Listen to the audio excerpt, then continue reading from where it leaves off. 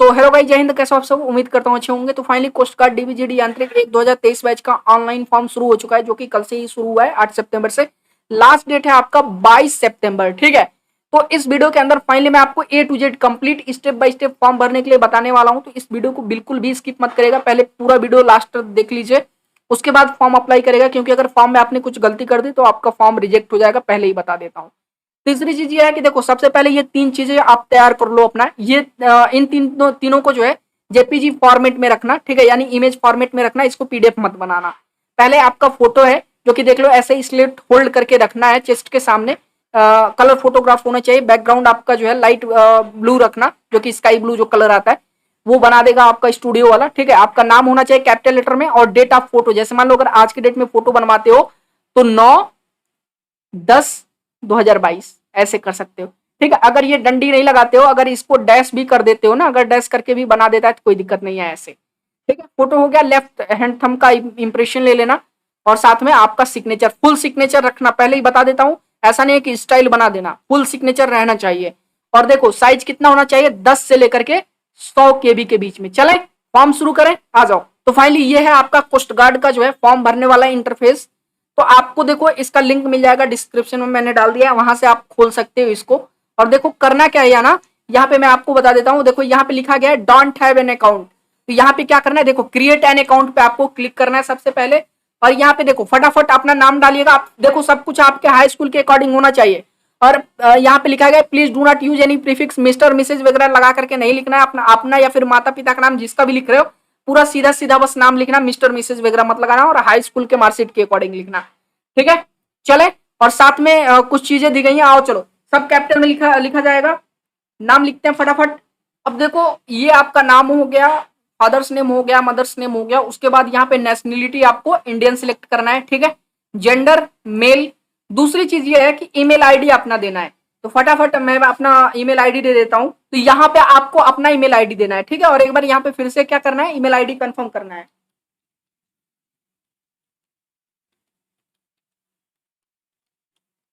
देखो email ID सही रखना, क्योंकि इस पर ओटीपी वगैरह आएगा, ठीक है, भविष्य में। और यहाँ पे अपना मोबाइल नंबर देना है। ओटीपी जनरेट होगा तो फटाफट मोबाइल नंबर यहाँ पे अपना इंटर कर देना जो तुम्हारे पास होगा एक्टिव में, ठीक है। उसके बाद यहाँ पे क्लिक कर देना जनरेट ओटीपी। पहले देख लो अपना, देखो मेल आईडी आपका ये है, और अपना नंबर देख लेना, ऐसे दिखाएगा। अगर सही है उसके बाद ओके कर देना, तुरंत ओटीपी जनरेट हो जाएगा। देखो कह रहा है कि ओटीपी भेज दिया गया है, ओटीपी डालिए मेल वाली और एसएमएस वाली। अगर आप एसएमएस वाली नहीं भी डालते हो तो चलेगा, लेकिन मेल वाली कंपलसरी है। तो फटाफट देख लेते हैं क्या ओटीपी आया मेल के ऊपर। आ जाइए, आप भी चेक कर लीजिएगा, और जो ओटीपी आएगा ओटीपी चेक करके इसमें डालना है, ठीक है। चलिए मैं ओटीपी डाल देता हूं। उसके बाद ओटीपी डालने के बाद यहाँ पे क्या करना है, देखो सबमिट करना है। मेल वाली ओटीपी डाल दिया और मैं सबमिट कर देता हूँ। और जैसे ही मैंने सबमिट किया, देखो लिखा गया you have signed up successfully. आप क्या कर रहे हो, रजिस्ट्रेशन कर लिए। आपका रजिस्ट्रेशन क्या है, सक्सेसफुल हो गया है। उसके बाद आपका सिस्टम जनरेटेड जो है पासवर्ड आएगा आपके मेल आईडी पे, तो चेक करना है। चलिए फटाफट आप अपना मेल चेक कर लेना, वही मेल जो आपने इंटर किया था। तो उस पर सिस्टम जनरेटेड, पहले आईडी पासवर्ड डालते हैं और अपना आईडी पासवर्ड जनरेट करते हैं, ठीक है। चलो लिखता हूं फटाफट। तो ईमेल आईडी आपका सेम रहेगा, और उसके बाद यहाँ पे आपको अपना पासवर्ड डाल देना है, ठीक है। तो फटाफट मैं पासवर्ड इंटर करता हूँ। देखो पासवर्ड आपका आया हुआ है मेरा। तो जैसे ही आप अपना मेल आईडी और सिस्टम जनरेटेड पासवर्ड डालोगे, यहाँ पे कहेगा कैप्चा डालने के लिए। तो फटाफट कैप्चा डाल लेते हैं। चलिए कैप्चा इंटर करने के बाद आपको क्या करना है, लॉग इन करना है। जी, तो फाइनली जब आप अपना मेल आईडी और सिस्टम जनरेटेड पासवर्ड डाल लोगे जो आपके मेल पे आया होगा, तो ऐसा कुछ इंटरफेस खुल के आपके सामने आ जाएगा। देखो रीसेट पासवर्ड करके आया है, तो फटाफट पासवर्ड डाल लो। देखो पासवर्ड के लिए मैं बता देता हूँ कैसा होना चाहिए। पहले तो कुछ अल्फाबेट रखना, ठीक है, जैसे कुछ नाम वगैरह रख लेना। पहला अक्षर लेकिन कैपिटल रखना अल्फाबेट का। फिर कुछ स्पेशल कैरेक्टर जैसे @ हो गया, डॉलर का साइन हो गया, एंड हो गया, परसेंटेज का साइन, या फिर जो है क्वेश्चन मार्क, ये सब रख के और फिर कुछ नंबर रख लेना। कम से कम 8 अंक के होने चाहिए, 8 से 16 अंक के बीच में, 8 से 16 कैरेक्टर का होना चाहिए। चलो मैं फटाफट जो है पासवर्ड रखता हूँ। आप देख सकते हो न्यू पासवर्ड, और वही पासवर्ड एक बार कंफर्म करना था, मैंने कर दिया। और बाकी मैं यहाँ पे कैप्चा एंटर करना है आपको। तो कैप्चा एंटर करता हूँ और आगे बढ़ता हूँ। कैप्चा एंटर करने के बाद क्या करना है, आपको कंटिन्यू कर देना है।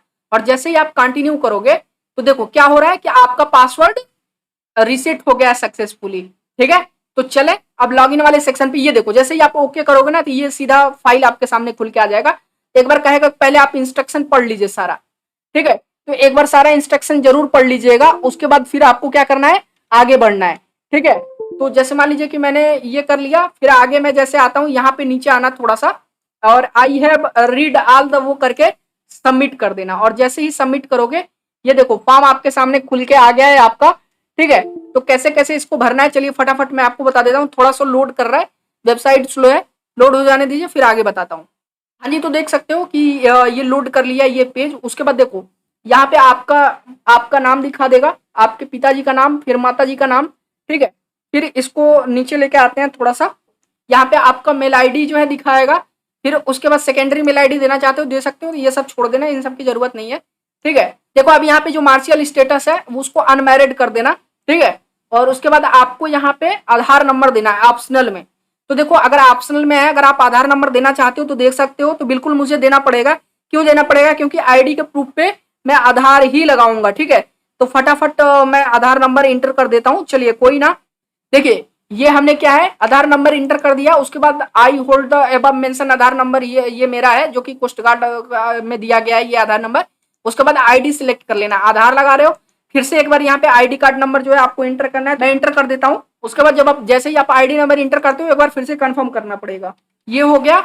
उसके बाद यहाँ पे देखो कह रहा है कि आइडेंटिफिकेशन मार्क्स आपको बताना है, कुछ भी आइडेंटिफिकेशन मार्क कम से कम 2 आपको आइडेंटिफिकेशन, जो आपके जैसे शरीर पे कोई आइडेंटिटी मार्क्स है तो उसको दिखाना पड़ेगा। जैसे मान लो कि कहीं तिल है आपके चेहरे पे या फिर कहीं हाथ कटा पीटा है, ठीक है, तो उस समय आपको दिखाने की जरूरत पड़ेगी कि हाँ मैं वही आदमी हूँ। जैसे मान लो कि मैं कोई एक आइडेंटिफिकेशन मार्क्स दे देता हूँ, चलो एक हो गया, और दूसरा एक आइडेंटिफिकेशन और दे देता हूँ। चलो आप जो भी आपके पास आइडेंटिफिकेशन मार्क्स होगा वो दे देना, और उसके बाद कैटेगरी सिलेक्ट कर लेना। अब जैसे मान लो अगर ओबीसी आप सिलेक्ट करते हो, ठीक है, तो ओबीसी सर्टिफिकेट वगैरह आपको लगेगा। फिर कह रहा है कि जो भी आप डेट ऑफ इशू सर्टिफिकेट, फिर कैटेगरी का जो भी वैलिडिटी होगा, कैटेगरी सर्टिफिकेट का वैलिडिटी जो भी होगा, ठीक है, तो ऑलवेज वैलिड या फिर वैलिड डेट मेंशन अगर नहीं दिया गया वैलिडिटी डेट तो क्या करना है, अगर वैलिडिटी डेट नहीं दिया गया उसका तो बस ये लिख देना ऑलवेज वैलिड। ठीक है, no validity date mention on certificate पे, ये आपको करना है क्योंकि मेंशन करके तो आता नहीं है। ठीक है, तो फिलहाल मैं क्या हूँ जनरल हूँ तो मैं जनरल कर देता हूँ। चलो अनरिजर्व कैटेगरी में इसी तरह देखो अगर एसटी एससी हो, ईडब्ल्यूएस हो, ईडब्ल्यूएस का भी देखो वही चीज आ जाएगा। यहाँ पे डेट ऑफ इशू देना है, फिर वैलिडिटी डेट देना है। ठीक है, तो ये सारी चीजें आपको देनी पड़ेंगी, लेकिन फिलहाल मैं जनरल लगता हूँ इसको। और डेट ऑफ बर्थ में इंटर करता हूँ। डेट ऑफ बर्थ आपका आपके अकॉर्डिंग होना चाहिए, अंदर होना चाहिए उसके।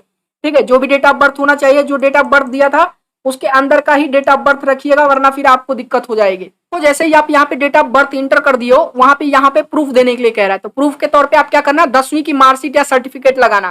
ठीक है, कोई भी जो है ये डेट ऑफ बर्थ प्रूफ के चक्कर में मत पड़ना, मार्कशीट लगा देना सबसे बढ़िया है। अगर एज रिलैक्सेशन चाहते हो, अगर ओबीसी वगैरह हो तो एज रिलैक्सेशन चाहते हो तो इसको यस कर देना। अभी देखो इस कंडीशन में एस नहीं हो रहा है क्योंकि जनरल के लिए कोई भी जो है एज रिलैक्सेशन नहीं है। ठीक है, फीस में कोई छूट चाहिए तो एसटी एससी के लिए अगर छूट है तो यहाँ पे एस कर देना, छूट हो जाएगा। ठीक है, उसके बाद सेल्फ इंप्लॉयमेंट आपका क्या होना चाहिए, देखो सेल्फ इंप्लॉयड आपका जो है सेल्फ इंप्लॉयमेंट कैसा है आपका, तो यहाँ पे कर देना अनएम्प्लॉयड, मतलब कुछ नहीं करते हो। ठीक है, वेले बैठे हुए हो। उसके बाद यहाँ पे आपको अपना आधार कार्ड अपलोड करना है, वही आईडी प्रूफ के तौर पे। तो चलिए फटाफट मैं अपना आधार कार्ड अपलोड कर देता हूँ। देखो अब एक चीज कंफर्म कर देता हूँ, पीडीएफ वगैरह मत बनाना। ठीक है, पीडीएफ फाइल मत बनाना, यहाँ पे पीडीएफ नहीं एक्सेप्ट कर रहा है। 10 से 100 केबी के बीच में अपने सारे डॉक्यूमेंट जेपीजी फॉर्मेट में ही रखना, इमेज फॉर्मेट में। तो फटाफट मैं अपना आधार जो है यहाँ पे अपलोड कर देता हूँ, कोई दिक्कत नहीं है। हाँ जी, अब आप देख सकते हो कि मैंने अपना आधार कार्ड अपलोड कर दिया। अब यहाँ पे डेट ऑफ बर्थ प्रूफ के तौर पे 10वीं का मार्कशीट अपलोड करने के लिए कह रहा है या फिर सर्टिफिकेट, तो मैं वो अपलोड कर देता हूँ यहाँ पे चूज फाइल करके। हाँ जी, हो गया। देखो यहाँ पे डेट ऑफ प्रूफ जो मैंने 10वीं का मार्कशीट वो अपलोड कर दिया और आईडी प्रूफ अपलोड कर दिया। फिर मैं नीचे आता हूँ थोड़ा सा इसको लेकर के और फिर सेव करके आगे बढ़ते हैं। यहाँ पे मैं सेव कर देता हूँ और देखो जैसे ही मैंने सेव किया यहाँ पे लिख रहा है पर्सनल डिटेल आपका जो है सेव हो चुका है। नेक्स्ट स्टेप पे आते हैं। नेक्स्ट स्टेप पे आने के बाद जिसके लिए भी आप अप्लाई कर रहे हो डीबीजीडी आंतरिक, अब जैसे मान लो अगर मैं जीडी के लिए अप्लाई कर रहा हूँ तो जीडी पे क्लिक कर दूंगा और जीडी पे क्लिक करने के बाद सेव कर दूंगा। और जैसे ही मैं सेव करूंगा देखो ये पोस्ट आपका सेव हो गया है। ठीक है, उसके बाद नेक्स्ट आ जाओ, ये अगला पेज आपका खुल के सामने आ रहा है। खुल के सामने आ गया। देखो क्या आप 10वीं में पास हैं? जी हाँ बिल्कुल पास है, यस कर देना है। उसके बाद बोर्ड कौन सा है, तो बोर्ड जैसे मान लो अगर 10वीं आपका जो है सीबीएसई बोर्ड से है तो सीबीएसई बोर्ड इसमें देख लो क्या कहाँ पे दिया गया है।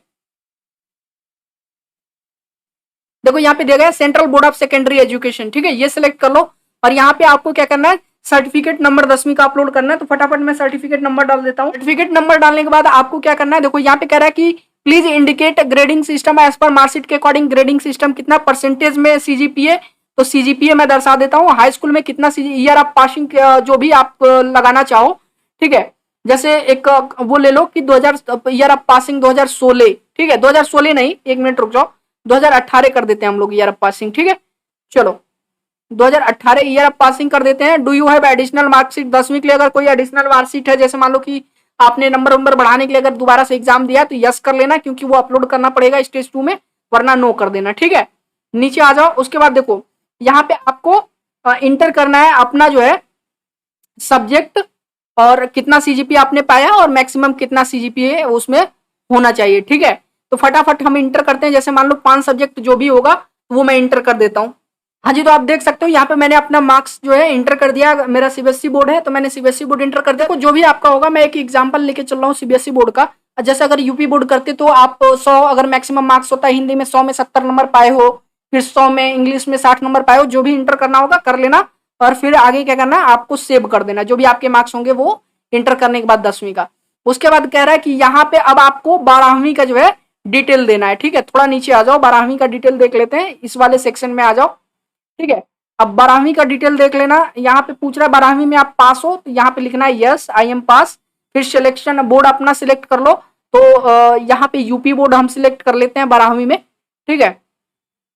नीचे आ जाओ, देखो यहाँ पे आ गया ना UP board of high school and intermediate education. यहाँ पे कह रहा है कि इंटर का जो है सर्टिफिकेट नंबर आपको डालना है, तो फटाफट मैं सर्टिफिकेट नंबर इंटर कर लेता हूँ। चलिए सर्टिफिकेट नंबर हो गया।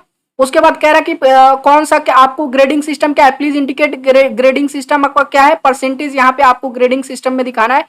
ईयर ऑफ पासिंग आपका क्या है, तो ईयर ऑफ पासिंग जैसे मान लो कि हमने 18 डाला था तो 2020 डालेंगे, ठीक है।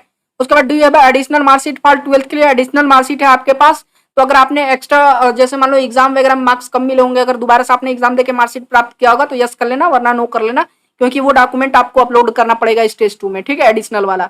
उसके बाद देखो यहाँ पे फिजिक्स और मैथ आपका होना कंपलसरी है, अगर आप वो डाल रहे हो तो फटाफट मैं मार्क्स इंटर कर लेता हूँ। जैसे मान लो कि ये 100 नंबर का आपका पेपर था, ठीक है, तो इसमें मेरा 85 मार्क्स अगर फिजिक्स में है, मैथ में मेरा मान लो 80 मार्क्स है 100 में से, ठीक है, ये हो गया। फिर अगला एक सब्जेक्ट आप कर लो हिंदी जैसे। हाँ जी, तो आप देख सकते हो मैंने 5 सब्जेक्ट डाले हैं, जो कि मैक्सिमम नियर अबाउट 5 सब्जेक्ट होते हैं आपके जो है इंटर में, और आपके हाई स्कूल में अगर 6 होंगे तो आप 6 डाल लेना। वैसे तो सीबीएसई बोर्ड में 5 सब्जेक्ट आते हैं हाई स्कूल में, तो 5 मैंने वो इंटर कर दिया। एक एक्स्ट्रा में कंप्यूटर आता है तो वो उसका मार्क्स ऐड नहीं होता है, ठीक है। चलो उसके बाद आपको क्या करना है, सेव कर देना है। जैसे ही मैं सेव करता हूँ, देखो 12th का क्वालिफिकेशन डिटेल सेव हो गया। उसके बाद यहाँ पे कुछ नई चीजें हैं, अपना जैसे डिटेल डाल लो आप, हाउस नंबर, स्ट्रीट नंबर, जो भी आपका होगा, ठीक है, एड्रेस होगा अपने उसके अकॉर्डिंग ही रखना, जो आपका डोमिसाइल सर्टिफिकेट है ना उसके अकॉर्डिंग ही रखना। उसके बाद कंट्री, देखो यहाँ पे हाउस नंबर, लैंडमार्क हो गया, नियर अबाउट, जैसे नियर बाई में आपका घर कहाँ पे है, अगल बगल में कोई लैंडमार्क हो। अब जैसे मान लो अगर मैं यूपी का रहने वाला हूँ तो स्टेट अपना सिलेक्ट कर लेना, उत्तर प्रदेश। डिस्ट्रिक्ट कौन सा है, डिस्ट्रिक्ट जैसे मेरा पड़ता है कुशीनगर, गोरखपुर के पास ये पड़ता है आपका, ठीक है, तो मैं अपना डिस्ट्रिक्ट सिलेक्ट कर लेता हूँ, यहीं पे कहीं दिया होगा, देखो कुशीनगर आ गया, ठीक है, कुशीनगर मैंने सिलेक्ट कर लिया। फिर सब डिस्ट्रिक्ट आपका मेरा वो पड़ता है, हाटा पड़ता है। फिर वैसे ही पिन कोड अपना डाल लेना, पिन कोड हो गया, और पोस्ट ऑफिस कहाँ आपका पड़ता है, ठीक है। उसके बाद यहाँ पे क्या करना है, चेक द बॉक्स, अगर आपका जो है परमानेंट एड्रेस और करंट एड्रेस जो है सेम है तो आपको सेम कर देना। देखो check the box if present और करंट एड्रेस सेम है तो यहाँ पे इस बॉक्स को क्लिक कर देना, अगर दोनों अलग अलग है तो दोनों अलग अलग इंटर कर लेना, ठीक है। चलो उसके बाद डोमिसाइल सर्टिफिकेट देख लेते हैं, जो आप डोमिसाइल सर्टिफिकेट आपको लगाना है, तो कहाँ का आप डोमिसाइल सर्टिफिकेट लगा रहे हो, उत्तर प्रदेश का रहने वाले हो, नेक्स्ट कर लो, ठीक है। चलो यहाँ पे नो थैंक्स, ओके, हाँ हो गया, ये आपका कम्युनिकेशन डिटेल सेव हो गया। उसके बाद यहाँ पे कुछ चीजें आपको, अगर एनसीसी का सर्टिफिकेट अगर आपके पास है तो इसको यस कर लेना, अगर नहीं है तो नो कर लेना। अगर एस कर रहे हो, एनसीसी का सर्टिफिकेट है एबीसी कैटेगरी का, ठीक है, तो देखो यहाँ पे सर्टिफिकेट आपका किस तरह का सर्टिफिकेट है, एबीसी सर्टिफिकेट नंबर, सर्टिफिकेट किस साल का है, फिर कौन से यूनिट का है, सब कुछ इंटर करना पड़ेगा। तो फिलहाल मेरे पास नहीं है तो मैं नो कर देता हूँ, ठीक है। उसके बाद आप सैनिक स्कूल में पढ़े हो, नो। अगर आप किसी भी आर्म्ड फोर्सेज में क्या सर्व किए हो कभी भी, तो यहाँ पे इसको कर दो नो, ठीक है। फिर देखो इसको, ये कंपलसरी नहीं है तो इसको छोड़ दो। Have you represented any level in sports, अगर रिप्रेजेंट किए हो तो यस कर देना, वरना नो कर दो। डू यू नो स्विमिंग, ये जरूरी है, अगर यस जानते हो तो ठीक है, नहीं जानते हो तो नो। जो जानते होगे वही करना फिर यहाँ, क्योंकि स्विमिंग एक इंपॉर्टेंट पार्ट है इसका, ठीक है। तो नो या फिर यस जो भी है आप कर देना। और किसी भी रिटायर्ड जो है, डिस्चार्ज कोस्ट गार्ड प्रश्न के जो है, जैसे मान लो ऑफिसर हो गए या सिविल स्टाफ हो गए, उनका क्या आप बेटे हो, सन हो, तो यहाँ पे नो कर देना इसको भी। बाकी इन सब चीजों को छोड़ देना, जिस पर स्टार नहीं लगा है, रेड स्टार, वो कंपलसरी नहीं है। बाकी यहाँ पे whether are you employed in centre, employed नहीं हो तो मत करो, ठीक है, नो कर दो। फिर हैव यू बीन डिस्चार्ज, क्या आप किसी ऑर्गेनाइजेशन से डिस्चार्ज हो, इंडियन आर्मी, इंडियन नेवी या फिर एयरफोर्स वगैरह से, तो यहाँ पे कर दो नो, ठीक है। उसके बाद थोड़ा और नीचे आ जाओ, यहाँ पे क्राइम डिटेल्स आपका दिया गया, detail of criminal proceeding in court law का, नो कर दो, सारा नो कर देना, कोई दिक्कत नहीं है, इनमें से कोई भी नहीं है, ठीक है। Have you been for arrested been, no no no no, सब नो कर देना, ठीक है। कभी भी ऐसा अगर यस करोगे तो फिर फॉर्म आगे प्रोसीड नहीं होगा। Have you at any time proceeding the date of application been convicted by a court of Indian, no, इसको भी नो कर दो। Have you applied in higher court, no, ठीक है। Have you ever been divided from, क्या आप कभी भी बाहर किए गए हो, ठीक है, किसी भी रिक्रूटमेंट जो है एग्जाम के, जो है कोई भी एग्जाम हो रहा है गवर्नमेंट एग्जाम, क्या उसके किसी भी स्टेज से आप बाहर किए गए हो तो नो कर दो रिक्रूटमेंट प्रोसेस से, फिर आगे सबमिट कर दो, ठीक है। जैसे ही आप सबमिट करोगे आपका एडिशनल डिटेल सारा सेव हो गया। और देखो फाइनली देखिए हमारा ये फोटो और सिग्नेचर वाला विंडो आपका यहाँ पे खुल के आ गया है, ठीक है। मैं सब दिखा देता हूँ आपको। देखो यहाँ पे आप अपना फोटो अपलोड कर लेना, आप जो पासपोर्ट साइज का फोटो आप बना के रखे हो, जो मैंने दिखाया था जैसे। फिर यहाँ पे सिग्नेचर और यहाँ पे थंब इम्प्रेशन, जैसे देखो यहाँ पे चूज फाइल पे क्लिक करना और तीनों फाइल आपका यहाँ पे फोटो है, सिग्नेचर है, थंब इम्प्रेशन है, सिलेक्ट करके वो कर लीजिएगा। फिर जैसे ही आप नेक्स्ट करोगे, सेव करोगे, उसके बाद सारा डिटेल आपका आ जाएगा। एक बार चेक कर लो, चेक करने के बाद पेमेंट का ऑप्शन आएगा, पेमेंट कर लेना और फिर जो है आप अपना फॉर्म सबमिट कर देना। जब पेमेंट का देखो, पेमेंट का हो सकता है ST/SC का ना लगे, बाकी जनरल OBC का जितना भी पैसा लगता है 250 रुपए पेमेंट कर देना और बाकी फॉर्म सबमिट कर देना, आपका फाइनल प्रिंट आउट निकल आ जाएगा। तो फाइनली वीडियो पसंद आए तो वीडियो को लाइक कर दीजिएगा और शेयर कर दीजिएगा। चलिए फिर मिलते हैं नेक्स्ट वीडियो में, तब तक के लिए धन्यवाद।